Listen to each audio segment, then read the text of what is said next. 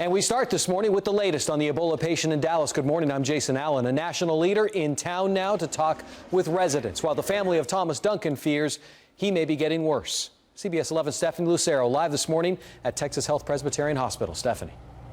Well, Jason, Thomas Duncan is on that experimental medication used to fight smallpox, but he is still listed in critical condition. And there are members of his family that are concerned that he may not make it through the day. Now, just 24 hours ago, I was at the Ivy apartment complex watching as decontamination crews removed everything out of that apartment. That's the unit where Duncan was staying.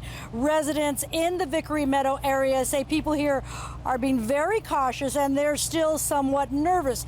But they also say that with each day they are less afraid. That's because so far no additional cases of Ebola have been diagnosed. Now, because of the concerns, the Vickery Meadow Improvement District canceled its big national night out event. It was going to be held at Fair Oaks Park tonight. Shouldn't they done it? No, because it would have still gave some people some hope to at least have something to look forward to. But at the end, it is more to do about safety. Still unsure about it. And it's really scary still because it's so close. I told the kids to be careful to everything, clean, wash their hands and everything, you know.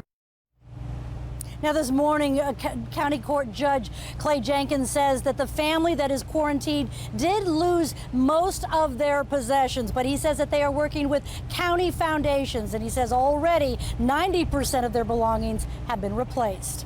Live in Dallas, Stephanie Lucero, CBS 11 News. Jesse Jackson arrived at DFW Airport just over a couple hours ago. He said Duncan's family asked him to come and help make sure that he gets the best medical treatment available. We must make a renewed commitment to the poor, the sick, and those whose backs are against the wall.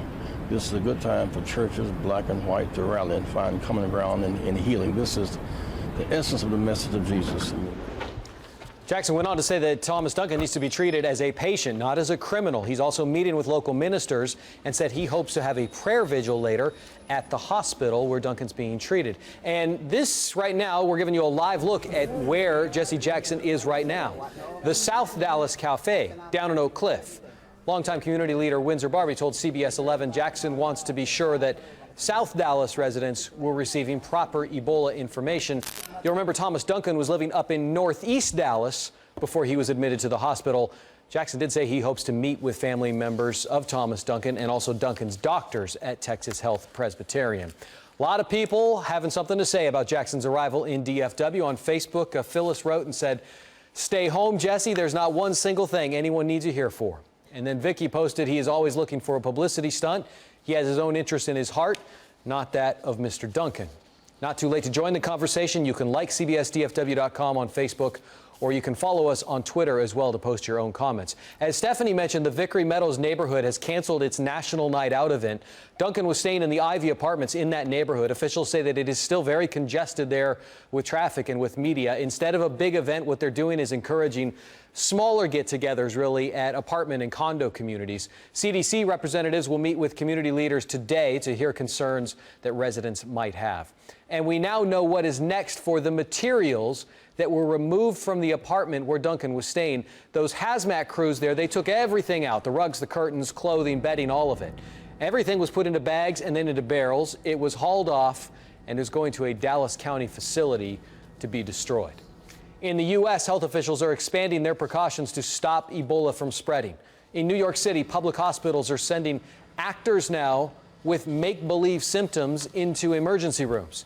They're testing how good the triage staff is at identifying and isolating possible cases. Health authorities in Spain, they believe the nurse who helped treat a Spanish priest who died last month does now have Ebola. The priest had been in Sierra Leone in West Africa. The nurse would be the first person known to have contracted Ebola outside of West Africa. Now the nurse's husband is under quarantine in an effort to stop the virus from spreading further. Texas lawmakers are scrutinizing how medical officials handled Duncan's case originally. The Senate Health and Human Services Committee is meeting today, and it will also assess the state's overall readiness for coping with the virus and other dangerous diseases. Special hearing on that starts at 2 in Austin. And the Committee on Homeland Security will be in Dallas for a field hearing Friday. That hearing is going to cover the importance of effective international, federal, state, and local coordination That's set to start at noon. You can find updates on the meeting, other Ebola developments online at cbsdfw.com, and be sure to tune in for the latest on CBS 11 News at 4.